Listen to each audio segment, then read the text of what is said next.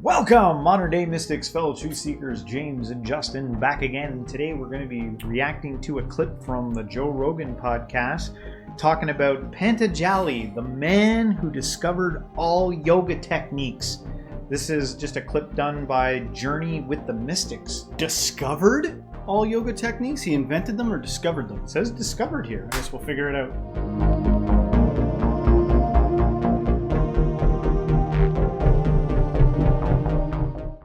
Everybody wants to be Swami Rama, but nobody wants to do what Swami Rama did, right? Yeah, who wants to sit in a cave? Well, some people do. Sit in a cave for 30 years, right? Yeah. He would go away for years at a time in a dark cave and just sit there and breathe.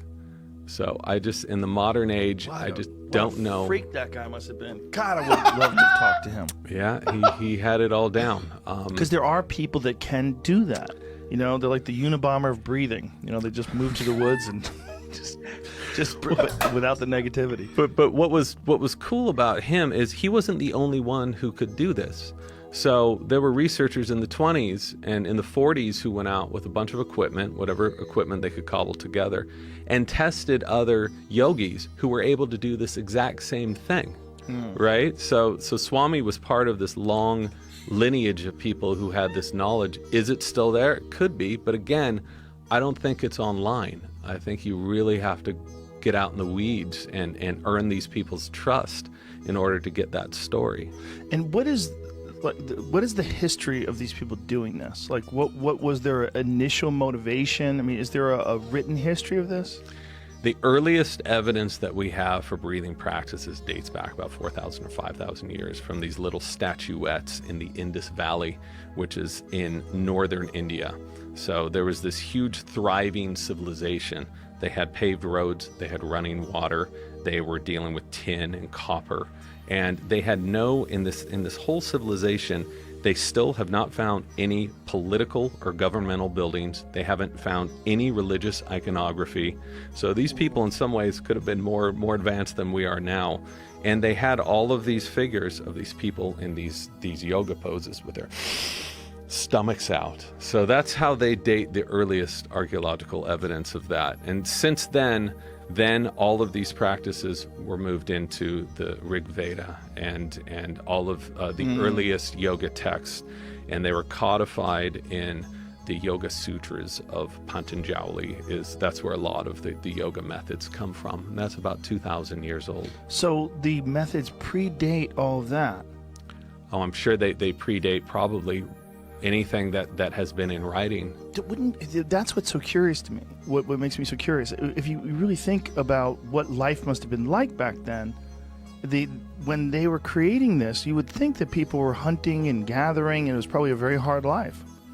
Well, not in that civilization. Right, but they got to a point where they had some sort of agriculture or some structures and buildings. But how did they get to the point?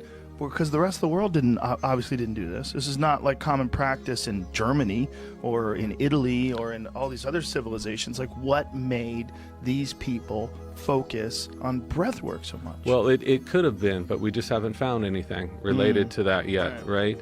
So if you think about hunter-gatherers, we're imagining them as, man, they're just working all day, they're hunting all day, they're gathering. They weren't, from what I know and from what I've seen of the science there. Probably 3 or 4 hours of work, and then you have no other distractions to spend time and build these systems of breathing and health, which is what started in ancient China, which is what started in India, which is what started in ancient Greece. Think about all the distractions we're dealing with today.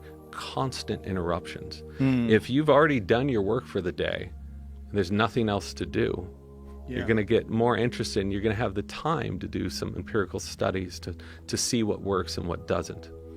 It just seems to me that, like, learning something like that, learning something like prolonged breath work and the benefits of it, I mean, it seems like this is a really long-term practice that doesn't show you immediate benefits.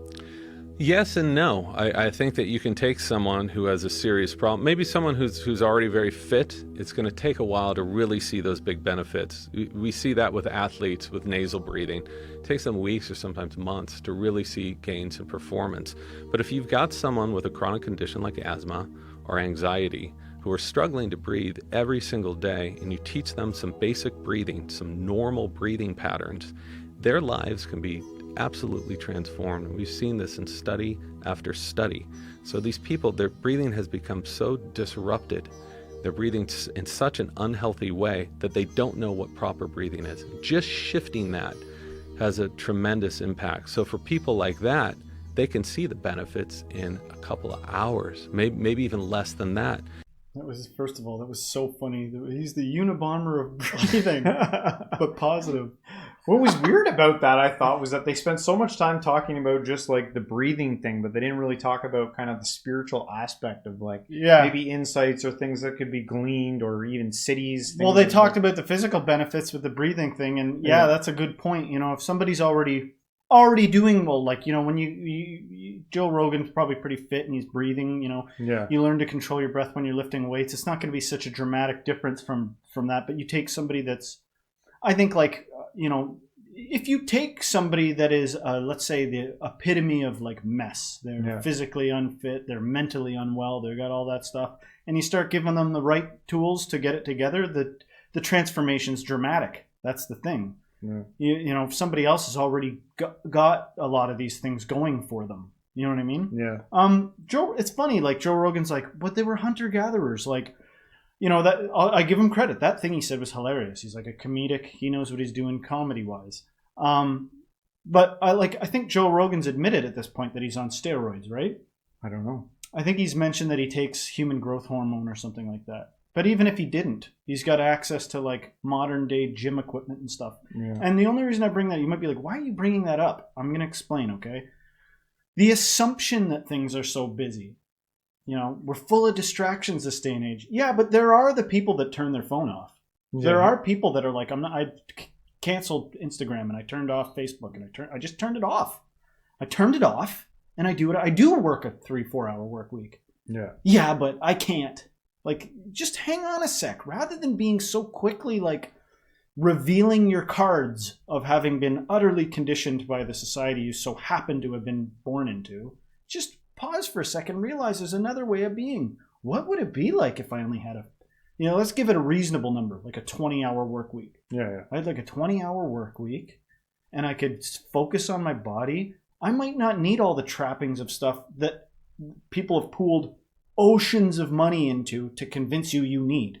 Like, advertising agencies don't mess around. Yeah. Like, they're like, I saw a clip of a documentary back.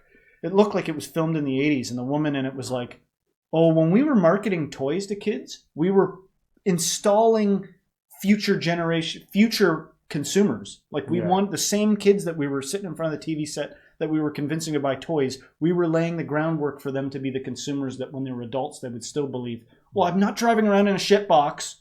I need to have a good car. We need to keep up with the Joneses, which will all is gonna, we're gonna watch the great erosion of that if everything goes correct. Yeah.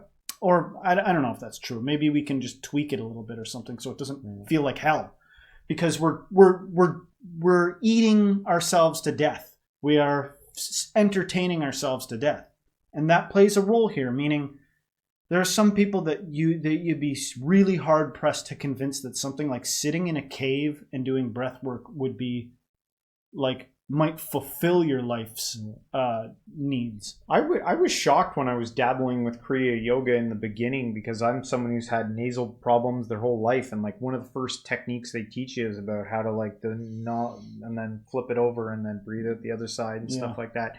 And I noticed, like, after doing that for a bit, I noticed like a difference in my breathing. There you go. So like it's, the breathing thing I think is important, can improve your life. And then there's also something about just carving out some time for yourself. It doesn't have to be anything out of this world crazy. The first times I ever started meditating was just 20 minutes in the morning, but doing it habitually and learning the learning to just do that. What you're talking about is your experiences in doing it, not getting a PhD in it, but doing it and then actually feeling the results. Yeah. To reedify what I meant by why I even bothered to point out Joe Rogan possibly being on human growth hormone. Maybe he's not. I'm pretty sure I heard him say that. But the point is, nowadays you've got dudes trying to tell you what a man is. You know what I mean? Yeah. And it might be somebody that's just playing their best cards. It's like, you know what? I've always had kind of a head like a brick. I've always looked overly masculine. I'm going to lean into that and suggest everybody else be that way too. And men are getting soft. What I'm saying is he was like, Joe Rogan's like, well, how did they do it at hunter-gatherers? And the guy was like, who says that being a hunter-gatherer took up all your time? Yeah. Like, why do you just believe anything somebody says about how it was back then? You know, what's your experience? Try to peer through it. How do we know what men and women looked like? Isn't there some evidence that when we were still like, you know, we've gone through epochs of time where even the roles men and women play were not that distinct? Yeah. It seems like only when you get into the dark ages when it was like things got brutal and dark. And it was like, if you're a woman, you're this. No talking about it otherwise. Meanwhile, you look around in the world and it's like, there's a lot of like large women that could probably kick some ass. And I see some puny men and I say, you know, and with technology to make whatever cartoonish two-dimensional ideology you have going, like, well, if a man is this, I look the part, I am the part. I go hunting every spare chance I get and I only golf and I have zero empathy. Like, we've got the technology to literally like make our confused ideals true. You don't know what a man was scaled out throughout history or what a woman was or what society was. We have fragments that we can kind of speculate on. Yeah. But then there's always somebody else around the corner that's got some surprise thing. You don't like surprises? You don't like when somebody goes, actually, we got that historically wrong and presents new information? Seems to keep happening.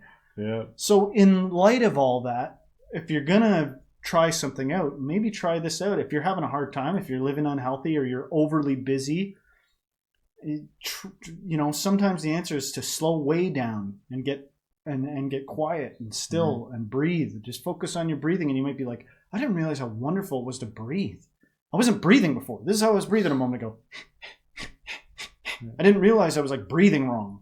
And then I had slow, intentional breaths. Don't take my word for it. Go study this, whatever it was. Yoga. It's interesting that it did seem to start in India and like in other places in the world for long periods of time. It didn't seem like that was the case for a lot of other cultures. Like they were like, it's interesting that maybe there was something with the environment, something outside of our knowledge that we don't know about, why they were able to do it. Now, I think the traditionals would say that was it Patanjali or whatever his name is there, he didn't create the yoga techniques. They were given to him by Shiva. I think, because I was reading through the comments prior to this, that there were a lot of people who were saying it was Shiva who, you know, gave all this stuff out. So, you know, if there was a supreme being like Shiva that showed up, maybe that is the answer why it's there and, you know, in that area. I wouldn't be given to believe in some tall tale. Believe, what I mean is, doesn't mean you can't extrapolate a whole bunch of truth and, of course, maybe. But I just wouldn't go believe in it. Yeah. But anyway, guys, hopefully you liked our reaction on this one. If you did, please don't forget to hit the like, subscribe, share this with a friend, and everyone, until next time, stay spiritual.